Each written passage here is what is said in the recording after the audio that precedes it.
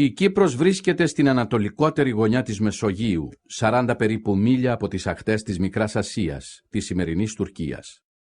Στη διάρκεια της μακράς και πολυτάραχης ιστορίας της, γνώρισε περιόδους ευημερίας, αλλά και περιόδους στασιμότητας και παρακμής. Το 1570 κατακτούν το νησί οι Τούρκοι, και ύστερα από 300 χρόνια Οθωμανικής διοίκησης μεταβιβάζεται στους Βρετανούς, το 1878, σε άθλια κατάσταση. Η Κύπρος παρέμεινε μια σχετικά υπανάπτυχτη χώρα για μεγάλο μέρος του 20ου αιώνα, παρά τις κάποιες βελτιώσεις που έγιναν στα 90 χρόνια Βρετανικής κατοχής. Την ίδια χρονική περίοδο αρχίζει και η ιστορία του Κυπριακού Σιδηροδρόμου.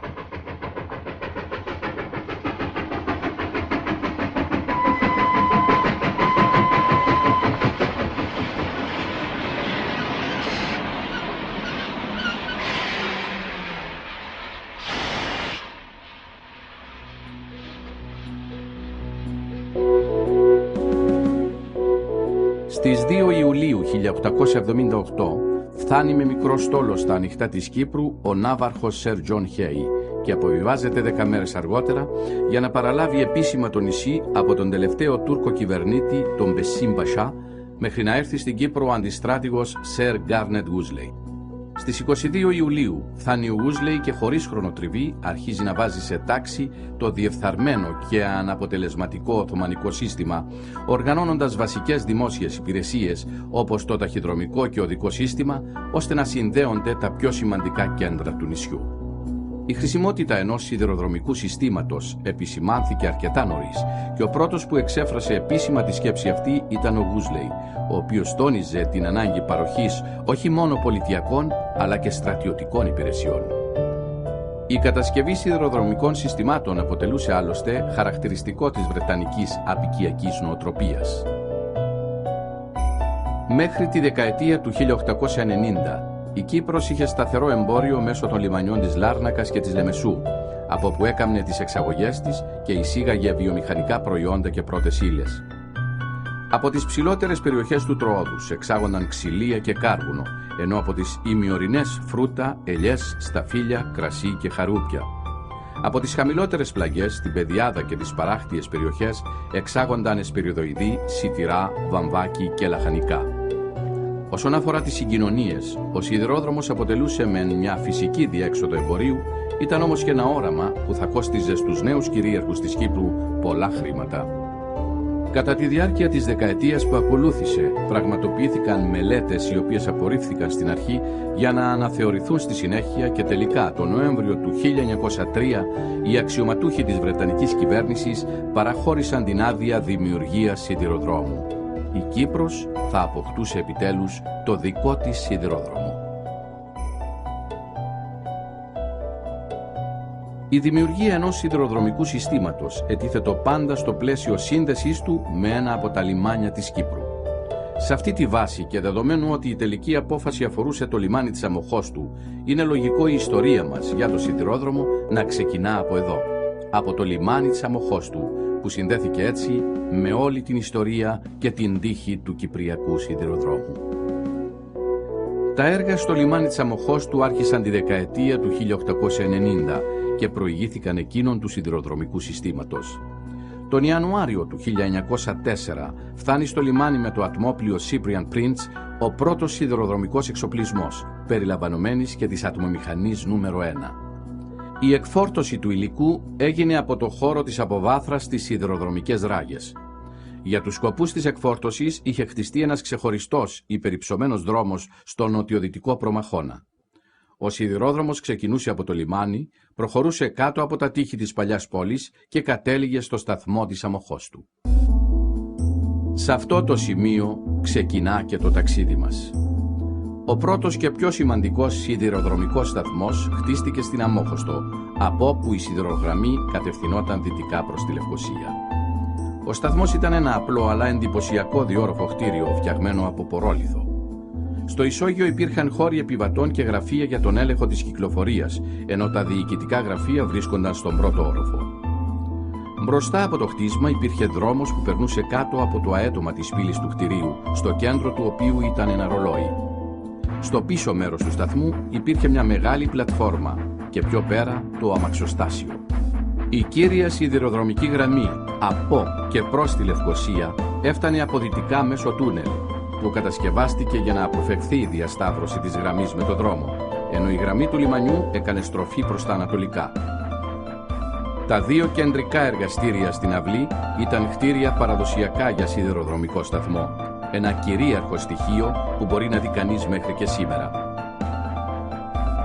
Ο Κυπριακός Κυβερνητικός Σιδηρόδρομος, όπως επίσημα ονομαζόταν, άρχισε να κατασκευάζεται τον Απρίλιο του 1904 και αποτελείται από μια μονή σιδηρογραμμή με πολλές στροφές σε σταθμούς κατά μήκος της διαδρομής. Το τμήμα από την Αμόχωστο μέχρι τη Λευκοσία είχε 37 μίλια μήκος και διέσχιζε την πεδιάδα της Μεσαωρίας. Ταξιδιώτες της εποχής εκείνης θυμούνται πως το τρένο ήταν φιλικό, θορυβώδες και φτηνό και είχε 25 στάσεις κατά μήκος του αργού καθημερινού του δρομολογίου στις πεδιάδες όπου παραλάβανε επιβάτες, ζώα, φορτία και κτηνοτροφικά προϊόντα. Δεν διέθετε διευκολύσεις θέρμασης ή κλιματισμού. Το μόνο που μπορούσες να κάνεις ήταν να ανοίξεις ή να κλείσεις τα παράθυρα. Ο Κυπριακός Σιδηρόδρομος άνοιξε επίσημα για το κοινό την 21η Οκτωβρίου 1905. Η τελετή εγγενείων έγινε στο σταθμό Αμοχώστου με την άφιξη του ύπατου αρμοστή King Harman με το πρώτο τρένο από τη Λευκοσία. Ήταν μια μεγαλειώδης τελετή με πλήθος ανθρώπων που κατέφθασαν για να παρακολουθήσουν το πρώτο ταξίδι του Κυπριακού τρένου. Μέχρι το Δεκέμβριο του 1907 είχαν προσθεθεί άλλα 24 μίλια σιδηρογραμμής από τη Λευκοσία στη Μόρφου και μέχρι τις 14 Ιουνίου του 1915 με μια δεύτερη προέκταση μήκους 14 μιλίων από τη Μόρφου στην Ευρύχου ολοκληρώθηκε η σιδηρογραμμή των 76 μιλίων. Τραγική ηρωνία το γεγονός ότι η γραμμή, με την εξαίρεση κάποιων διαφοροποιήσεων μόνο, διαχώριζε το νησί με τον ίδιο τρόπο που το διαχώρισε και η πράσινη γραμμή μετά την τουρκική εισβολή του 1974. Έτσι, για πολλά χρόνια ήταν αδύνατο να ακολουθήσει κανείς τη γραμμή του Κυπριακού Σιδηροδρόμου.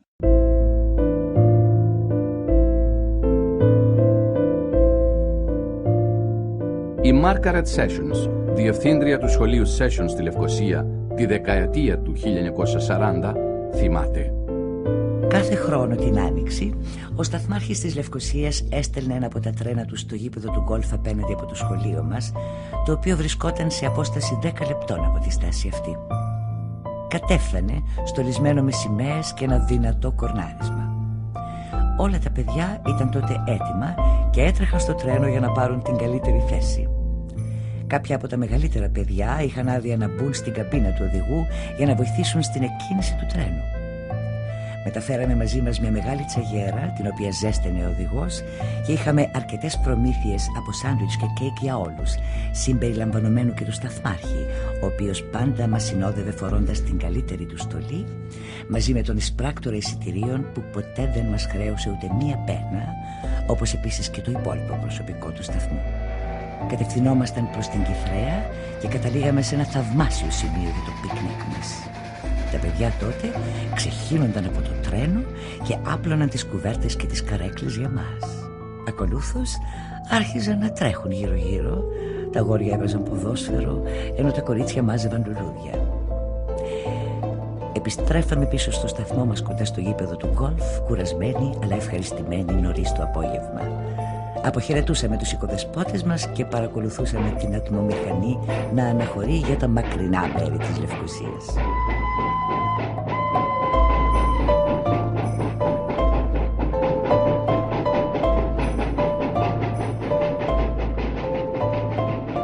Από την Αμόχωστο, ο σιδηρόδρομος ακολουθούσε μια διαδρομή που περνούσε δίπλα από την αρχαία πόλη της Έγκομης, διαμέσου των χωριών Στήλη, Γαϊδουράς, Πραστιό και Πυργά.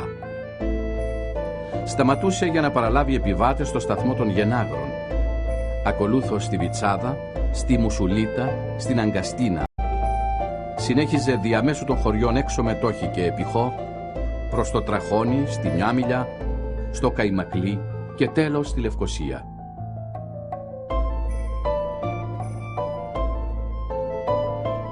Ένας άλλος επιβάτης του Κυπριακού τρένου, ο συγγραφέας εδεσιμότατος Wilfred Castle, περιγράφει τα ταξίδια του στο σιδηρόδρομο. Στα πρώτα 4 χρόνια της διαμονής μου στην Κύπρο μέναμε στα Βαρόσια και όλοι οι φιλοξενούμενοι μας ήθελαν να ταξιδέψουν με το σιδηρόδρομο. Παρόλο που είχα αυτοκίνητο, κάναμε το ταξίδι προς τη Λευκοσία και πίσω με το τρένο. Με μία μόνο εξαίρεση, το ταξίδι γινόταν πάντα με αυτοκινητάμαξα. Σταματώντας σε πολλά χωριά, θορυβούσαμε χαρούμενα σε όλη τη διαδρομή. Ακολούθως, κάναμε περιήγηση στη Λευκοσία, πάνω σε ανοιχτή άμαξα αλόγων.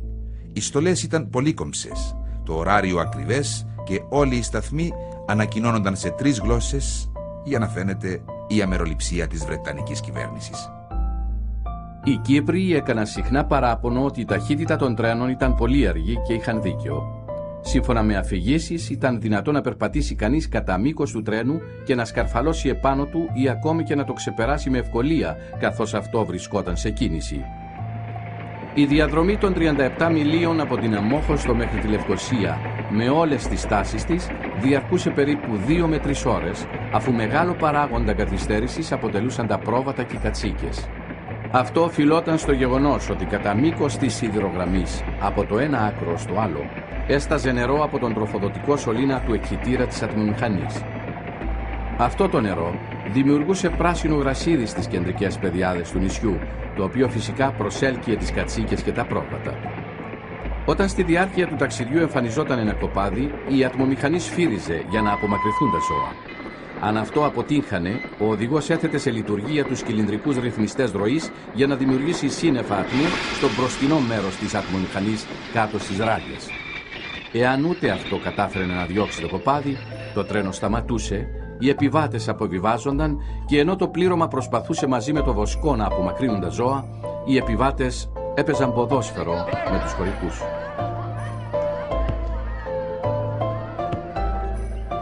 Από το σταθμό της Λευκοσίας η γραμμή κατευθυνόταν δυτικά μέσω του προαστίου του Αγίου Δομετίου, στο σταθμό που ήταν γνωστός μετά το 1932 ως υπόδρομος, λόγω των ειδικών δρομολογίων που λειτουργούσαν τις ημέρες που διεξάγονταν υποδρομίες για να μεταφέρουν επιβάτες από την πόλη στον υπόδρομο.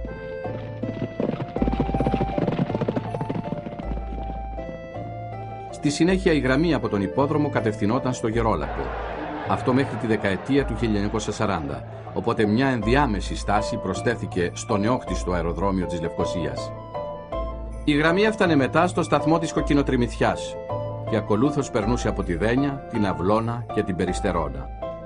Η γραμμή συνέχιζε στις επίπεδες πεδιάδες της Μεσαωρίας, διασχίζοντας την Κατοκοπιά και το Αργάκι προς το σταθμό της Μόρφου που άνοιξε το 1907. Οι επιβάτες αυξήθηκαν σταδιακά, αλλά στα πρώτα χρόνια της λειτουργίας του ο σιδηρόδρομος λειτουργούσε με ζημιές, αφού οι Κύπροι παρέμεναν πιστοί στις παραδοσιακές τους συγκοινωνίες, οι οποίες μπορεί να ήταν πιο αργές, αλλά ήταν και φθηνότερες. Προφανώς αντιμετώπιζαν το τρένο περισσότερο ως θέαμα παρά ως μεταφορικό μέσο και δεν είχαν ευκαιρία να μαζεύονται και να το παρακολουθούν στις διαδρομές του. Αρχικά υπήρχαν 4 τρένα ημερησίως, 2 προς κάθε κατεύθυνση. Αυτά αποτελούνταν από επιβατηγά και φορτηγά τρένα. Μέχρι που να αυξηθεί η μεταφορά προϊόντων, τα πρώτα τρένα ήταν κατά πάσα πιθανότητα επιβατηγά. Ωστόσο, τα μειχτής χρήσης τρένα παρέμειναν ως βασικό πρότυπο μέχρι τη δεκαετία του 1930, οπότε εμφανίστηκαν οι αυτοκινητάμαξες. Ο συγγραφέας Λόρι Λί, που ταξίδευε στην Κύπρο τη δεκαετία του 1930, θυμάται ένα ταξίδι με το τρένο. Το Κυπριακό τρένο είναι μια μινιατούρα, μια στενή σιδηροτροχιά με ξύλινα βαγόνια που κατασκευάστηκαν προφανώς για να ικανοποιούν την ανάγκη των επιβατών να ταξιδεύουν με διάφορα ζώα που ήθελαν να πάρουν μαζί τους. Δεν υπήρχε αρκετός χώρος για να χαλαρώσεις σε ένα βαγόνι με συνοστισμό, όπου τα πόδια του απέναντι επιβάτη στριμώχνονταν με τα δικά σου.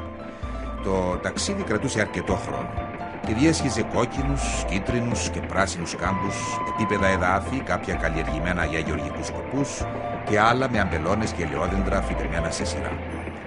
Στον ορίζοντα η άγονη πορτοκαλί οροσειρά έλαμπε στο φως του ήλιου.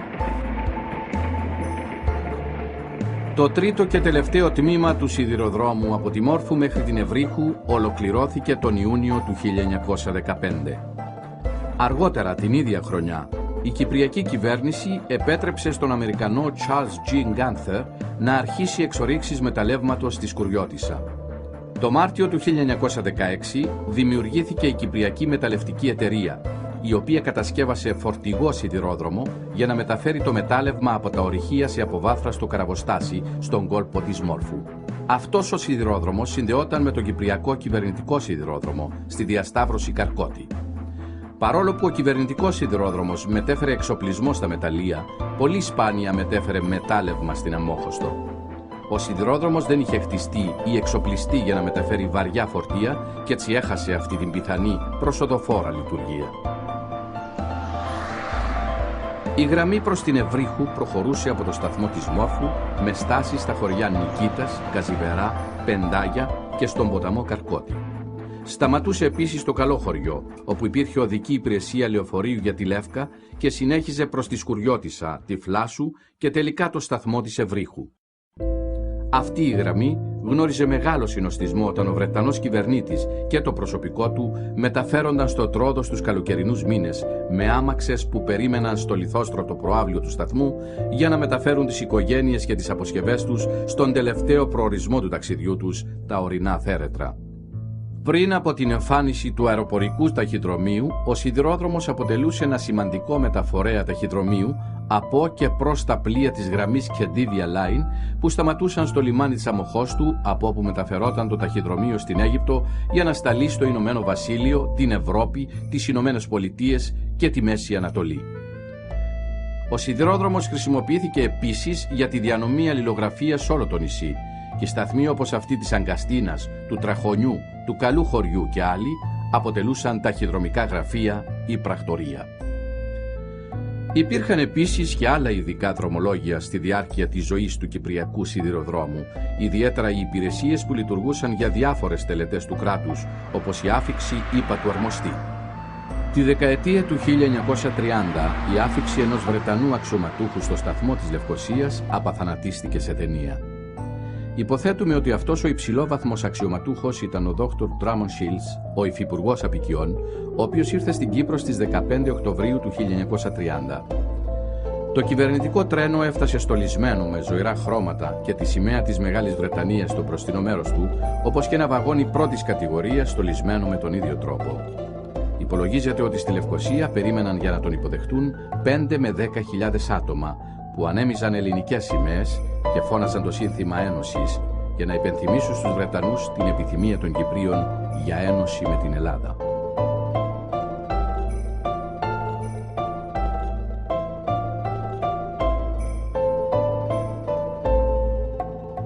Οι ατμομηχανές 11 και 12 χρησιμοποιούνταν σε ειδικά δρομολόγια για μπάνια στη θάλασσα, τα οποία λειτουργούσαν κάθε Κυριακή.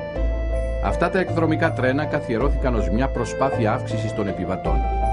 Μάλιστα ένα από αυτά, κι όλη το αντίγραφο του διάσημου γαλλικού Côte d'Azur, έφερε το όνομα αυτό στο πλάι των βαγονιών πρώτης και δεύτερης κατηγορίας.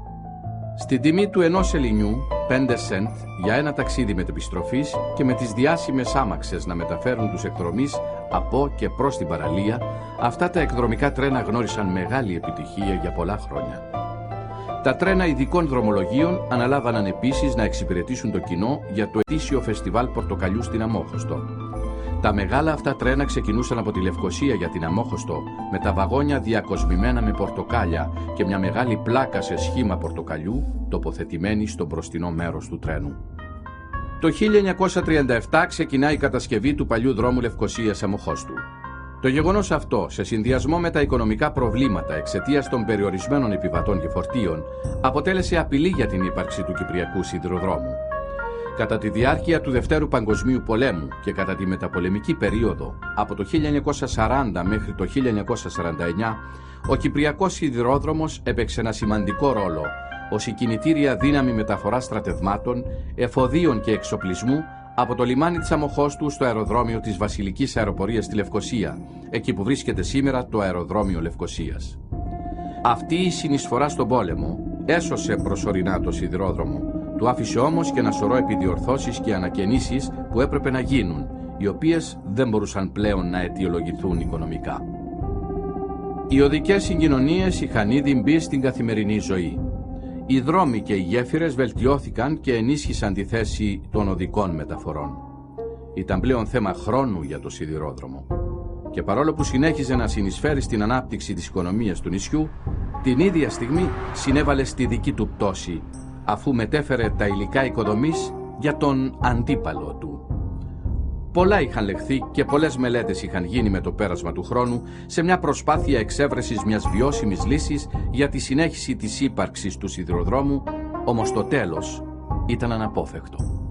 Στις 10 Νοεμβρίου του 1951, η Βρετανική κυβέρνηση εξέδωσε επίσημη ανακοίνωση στην οποία δήλωνε ότι με έγκριση του Υπουργού Απικιών ο Κυπριακός Κυβερνητικός Σιδηρόδρομος θα κλείσει στο τέλος του χρόνου. Η κυβέρνηση κατέληξε στο συμπέρασμα ότι δεν θα υπάρξει πρόβλημα διακίνησης επιβατών και φορτίων με οδικές συγκοινωνίες που παλαιότερα διακινούσε ο σιδηρόδρομος και ότι το κόστος αυτό μακροπρόθεσμα θα είναι λιγότερο. Έφτασε το τέλος. Ο διευθυντής του σιδηροδρόμου ανακοίνωσε ότι δεν θα επιτρέπονταν πλέον μεταφορές εμπορευμάτων από το λιμάνι της Αμμοχώστου προς τη Λευκοσία και άρχισε τις διαδικασίες αποσυναρμολόγησης του σιδηροδρόμου. Το τελευταίο τρένο έφυγε από το σταθμό της Λευκοσίας στις 2:55 μετά μεσημβρία, τη Δευτέρα, 31η Δεκεμβρίου 1951, με την ατμομηχανή 12, η οποία είχε ρημουλκίσει και το πρώτο τρένο στις 21 Οκτωβρίου του 1905. Έφτασε στην Αμμόχωστο στις 4 το απόγευμα, όπου δέχτηκε τον αποχαιρετισμό 100 προσκεκλημένων αξιωματούχων και υπαλλήλων. Όταν ολοκληρώθηκε το επίσημο μέρος της τελετής, άρχισε η αποσυναρμολόγηση των γραμμών από τη Λευκοσία προς την Αμμόχωστο, ενώ οι ατμομηχανές μετέφεραν τα τρένα κατεδάφισης και τις ράγες πίσω στα αμαξοστάσια. Μεταξύ της 14ης Μαρτίου και της Δευτέρας Απριλίου 1953, το τελευταίο τρένο, φορτωμένο με σιδηροδρομικά υλικά, αναχώρησε από το σταθμό της Αμμοχώστου για το λιμάνι, όπου το ατμόπλοιο Μαρ Καρούζο θα μετέφερε τα κατάλοιπα του σιδηροδρόμου στην Ιταλία. Το τέλος ήταν πια γεγονός. Τώρα πια δεν έμενε τίποτα άλλο εκτός από άδεια και εγκαταλειμμένα κτίρια που περίμεναν τη διανομή του εξοπλισμού τους σε τοπικούς αγοραστές και κυβερνητικά τμήματα.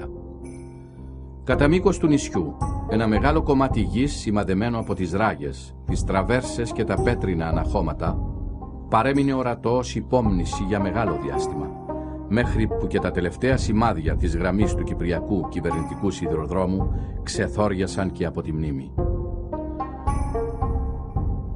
Το να ακολουθήσει κανείς σήμερα την πορεία της γραμμής αποτελεί μια συναρπαστική αποστολή. Τη δεκαετία του 1960, μεγάλο μέρος του νέου δρόμου Αμμοχώστου Λευκοσίας χτίστηκε κατά μήκος της διαδρομής των εγκαταλειμμένων γραμμών του σιδηροδρόμου από την Αμμόχωστο στη Λευκοσία. Μεγάλο μέρος των καταλήπων του σιδηροδρόμου καταστράφηκε κατά την τουρκική εισβολή του 1974, ειδικά το τμήμα της Αμμοχώστου, αλλά και γύρω από αυτήν, όπου πολλά από τα κτίρια είχαν μεταβιβαστεί στην αστυνομία και έτσι βρέθηκαν στο δρόμο της τουρκικής προέλασης στα Βαρόσια. Αν και με μεγάλη δυσκολία είναι ακόμη δυνατό να ακολουθήσει κανείς μεγάλο μέρος της γραμμής από την Αμμόχωστο μέχρι την Ευρύχου.